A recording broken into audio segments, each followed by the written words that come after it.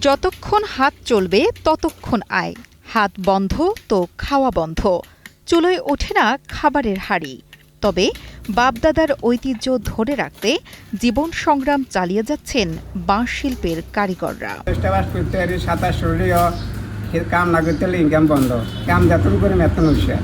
পাল্টা দা দিয়ে আস্ত বাঁশ থেকে বেতি তুলতে ব্যস্ত কারিগর। এই যে বেতিগুলা এগুলা টানি, এই যে টানবার পরে দিয়া একটা বুখার একটা বার করি প্রথম, তারপরে দ্বিতীয়বার হইলো এই মাধ্যের বেতিটা, এটা হইলো মাধ্যের বেতি, এটা হইলো 2 নম্বরটা। একটা ফলার থেকে এই 3টা বেতি বাইর করি আমরা। আধুনিকতার ছোঁয়ায় একেবারে হারিয়ে যেতে বসছে এই বাঁশ শিল্প। যুগ যুগ ধরে চলে আসা ঐতিহ্য টিকিয়ে রেখেছেন হাতে গোনা কয়েকটি পরিবার। এই সময় চাহিদা বেশি ছিল, ওই অল্প পুঁজি হইলো ভালো লাভ হয়েছে। এখন তো আমাদের পুঁজির সংকট, আর অনেক টাকা পুঁজি লাগে। আমার জাস্ট বলতে এখন এটা ধরে রাখছি, আমাদের ঐতিহ্য ছোট ছোট আকার এখন ধরে রাখছি, কি করার, কোনো কিছু করার নাই। 5,000 টাকা দিয়া 2-3,000 টাকা লাভ করার গেছে, আর এখন 1 লক্ষ টাকা পুঁজি দিলেও 5,000 টাকা লাভ করার মতন কোনো সুযোগ নাই। আধুনিক যুগে বাঁশের ব্যবহার অনেকটাই সীমিত, তবুও গ্রামীণ জনপদের মানুষের কাছে এর কদর রয়েছে। বাঁশ দিয়ে তৈরি বিশেষ এই বেড়া রোদের তাপ কমিয়ে দেয়, ফলে গরমে এটি ঘর ঠান্ডা রাখতে উপযোগী। স্থানীয়ভাবে বাঁশ দিয়ে তৈরি ঘরের সিলিং বেড়া নামে বেশ পরিচিত। প্রতিদিন ভোর থেকে রাত পর্যন্ত চলে বেড়া তৈরির কাজ। গরমে এর চাহিদা বাড়ে, তাপ শোষণ করে তাপমাত্রা ঠিক রাখতে বাঁশের সিলিং খুবই সহায়ক। 10 ঘন্টা সময় লাগে 2 পেডি বেড়া বানাইতে, সকাল থেকে রাতে 8টা পর্যন্ত। অনেক সময় দিনে 4টা-5টা পর্যন্ত লাগে, সকাল 5টা থেকে বেড়া তুললে। এভাবে একটা বানাইলে তার 350 টাকা ইনকাম হয়। বানাইবার পরে ঠিক এইভাবে রেডি করি, সুন্দর করে এগুলাই এদিকে গাড়া করে রাখি। এটি তৈরির জন্য বিশেষ এক ধরনের বাঁশ ব্যবহার করা হয়, যা মলি বাঁশ নামে পরিচিত। এই বাঁশ সংগ্রহ করা হয় পাহাড়ি এলাকা খাগড়াছড়ি, বান্দরবান, রাঙামাটি থেকে।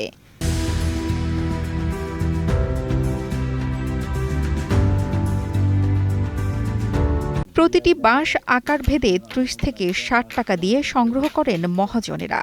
এরপর তা কারিগরদের মাধ্যমে তৈরি হয় বাঁশের সিলিং। তবে অধিক পরিশ্রম আর চাহিদা কমে যাওয়ায় অনেকেই এই পেশা থেকে মুখ ফিরিয়ে নিতে বাধ্য হয়েছেন।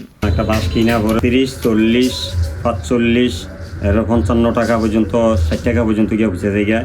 চাহিদা থাকার কারণে লোক সংখ্যাও বেশি আছিল। এখন লোক সংখ্যাও মনে করো যে পাওয়া যায় না, টাকা দিবার পরে দিয়েও লোক মিলান যায় না। এক একজন কাজের ব্যস্ততা, আর দীর্ঘদিন একজন লোক কাজ করলে বেশি দিন কাজ করতে পারে না, এটা তো পরিশ্রমের কাজ। বাপদাদার ঐতিহ্য ধরে রাখতে গিয়ে অনেকেই প্রায় পথে বসেছেন। এখন বাঁশের কাজ না করলে অনাহারেই থাকতে হয়। অন্যদিকে বর্তমান বাজারে বাঁশের সিলিংয়ের চাহিদা নেই বললেই চলে। এমন অবস্থায় বেশ অসহায় হয়ে পড়ছেন এই পেশার মানুষেরা। যদি কামে ধরি রাত 9টা-8টা পর্যন্ত 12:30 হাসপাতালে ইনকাম খেতে 12 ঘন্টা, খেতে 13 ঘন্টার জন্য লাগে সময়। যেদিন কাম না করতে পারি সেদিন একটি নাই, ইনকাম নাই।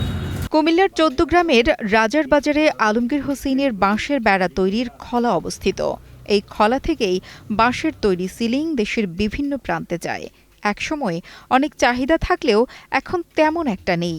এই ব্যবসাকে টিকিয়ে রাখতে সহজ শর্তে ঋণ দেওয়ার দাবি জানান এই ব্যবসায়ী। যাদের বেশি টাকা আছে, বেশি পুঁজি দিয়ে তারা ব্যবসা ধরে রাখতে পারে, আর আমরা অল্প পুঁজি দিয়ে এইভাবে আমরা সামনের দিকে অগ্রসর হইতেছি। ম্যাক্সিমাম যদি 4-5 লক্ষ টাকাও যদি আমাদেরকে ঋণ দিত, আমরা মোটামুটি একটা অবস্থানে বুঝতে পারতাম ব্যবসা করে। আমাদের কোনো 5 লাখ টাকা তো 1 লক্ষ টাকাও তো সরকারি ব্যাংকের থেকে ঋণ দিতে চায় না আমরা। বাঁশ শিল্পকে টিকিয়ে রাখতে সব ধরনের সহযোগিতার আশ্বাস দেন ইউনিয়ন পরিষদের চেয়ারম্যান। ছোটকাল থেকে দেখে আসছি এই পেশার সাথে যারা জড়িত, স্বাচ্ছন্দ্যে তারা জীবনযাপন করতো, কিন্তু ইদানিং বিশেষ করে আজকে 5-6 বছর ধরেই এটা দিন দিন এটা হারিয়ে যাচ্ছে আমাদের মাঝ থেকে।